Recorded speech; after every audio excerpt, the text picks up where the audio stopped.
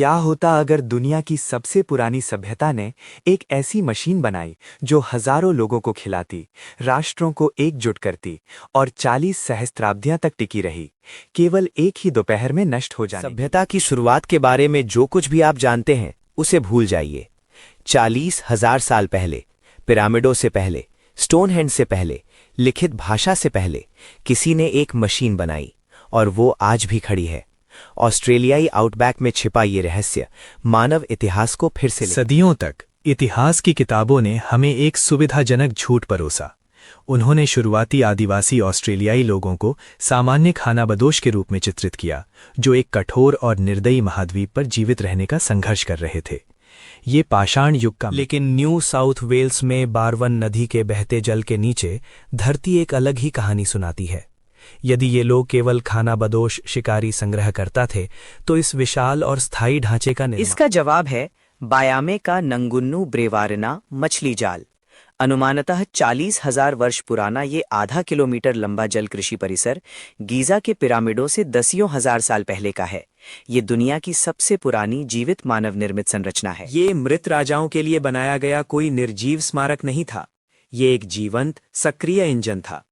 आदिवासी निंगेम्बा लोगों और उनके पड़ोसियों ने सैकड़ों परस्पर जुड़े बूंद के आकार के तालाबों की एक भूल भुलैया बनाई। लेकिन बारवन नदी हिंसक है।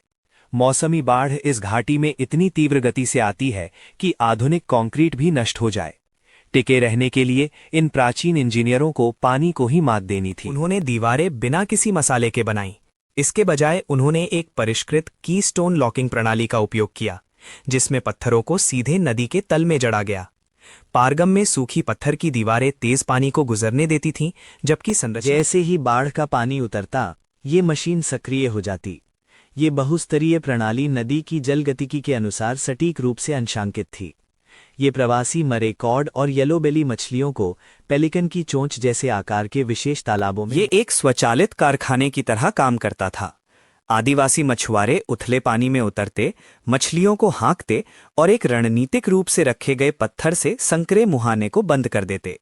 वे बड़ी मछलियां निकाल लेते और छोटी ये केवल जीवित रहना नहीं था, ये भौतिकी, पारिस्थितिकी और टिकाऊ संसाधन प्रबंधन की गहरी महारत थी, जो सहस्राब्दियों तक निर्बाध रूप से। लेकिन इतना कुशल इंजन एक अकेले कबीले की जरूरत से कहीं अधिक उत्पादन करता था। यदि जाल हजारों लोगों को हफ्तों तक खिलाने के लिए पर्याप्त मछलियां देते थे तो इसने एक सामाजिक क्रांति को जन्म दिया। ब्रेवारीना मछली जालों ने आउटबैक को एक जीवंत आर्थिक केंद्र में बदल दिया। इसने एक शुद्ध निर्वाह आधारित समाज के भ्रम को तोड़ा, ये साबित करते हुए कि प्रारंभिक आदिवासी राष्ट्रों ने विशाल आर्थिक राष्ट्र सैकड़ों मील दूर से आते थे। कामिलारोई, मुर्रावारी, बारकिंजी और वेलवान लोग। वे प्रचुरता के वादे से आकर्षित होकर प्राचीन सॉन्गलाइन्स का अनुसरण करते हुए नदी के वे केवल खाने नहीं आते थे, वे दुर्लभ वस्तुओं का व्यापार करने, जटिल कूटनीति संचालित करने, विवाह तय करने और पवित्र समारोह करने के लिए एकत्रित होते थे। पत्थर की दीवारों की सामूहिक मरम्मत के लिए गहन राजनीतिक सहयोग आवश्यक था। आदिवासी नेता और आधुनिक इतिहासकार इन सभाओं को संयुक्त राष्ट्र महासभा के आदिवासी समकक्ष के रूप में वर्णित करते हैं। आधुनिक कूटनीति से दसियों हजार साल पहले इस प्राचीन तकनीक ने एक पूरे महाद्वीप के राजनीतिक हृदय को अनगिनत पीढ़ियों तक इन पत्थरों ने लोगों को एकजुट रखा। निंगेम्बा की स्वप्न कथाओं के अनुसार जाल स्वयं पूर्वज सृष्टिकर्ता बायामे ने उकेरे थे। वे फिर 19वीं सदी आई। यूरोपीय उपनिवेशवादी आउटबैक में घुस आए, पानी के नीचे की प्रतिभा से अनजान।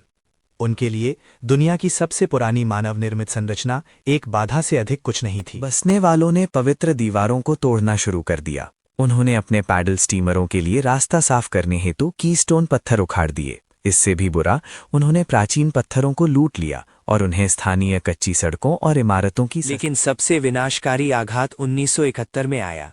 एक कस्बे को जलापूर्ति सुरक्षित करने के लिए अधिकारियों ने साइट के ऊपर सीधे एक कंक्रीट वियर बना दिया। चौंकाने वाली बात यह कि एक आधुनिक मछली मार्ग स्थापित करने के लिए उन्होंने 40,000 साल पुरानी कंक्रीट वियर ने नदी की जल गतिकी को बुरी तरह बदल दिया। भारी गाद ने शेष तालाबों को अवरुद्ध कर दिया। आज मूल 500 मीटर के पत्थर के जाल का केवल 5% ही अक्षुण्ण बचा है। मरे डार्लिंग बेसिन में आधुनिक कृषि के अत्यधिक दोहन के कारण प्राचीन जाल अक्सर बिल्कुल सूखे पड़ जाते हैं। नदी के मौन हो जाने और पत्थरों के बिखर जाने के साथ क्या बायामे के गुन्नू की विरासत निंगबा लोगों की इच्छा शक्ति के रहते नहीं। 1996 में स्थानीय आदिवासी समुदाय ने इतिहास को अपने हाथों में लिया। पानी में वापस उतरकर उन्होंने उपेक्षित पत्थर की दीवारों को दशकों की अथक वकालत ने सरकार को सुनने पर मजबूर किया। 2005 में ब्रेवारीना मछली जालों को अंततः ऑस्ट्रेलियाई राष्ट्रीय विरासत सूची में शामिल किया गया। फिर भी नौकरशाही जल प्रबंधन के खिलाफ लड़ाई आज भी जारी है। वे ये सुनिश्चित करने के लिए लड़ते हैं कि उनके पूर्वजों की प्रतिभा बहती रहे, क्योंकि ये पत्थर केवल प्राचीन तकनीक से कहीं अधिक हैं। ये इस बात का प्रमाण है कि 40,000 साल पहले मानवता ने आउटबैक में केवल जीवित नहीं रहे, उन्होंने एक उत्कृष्ट कृति का निर्माण किया।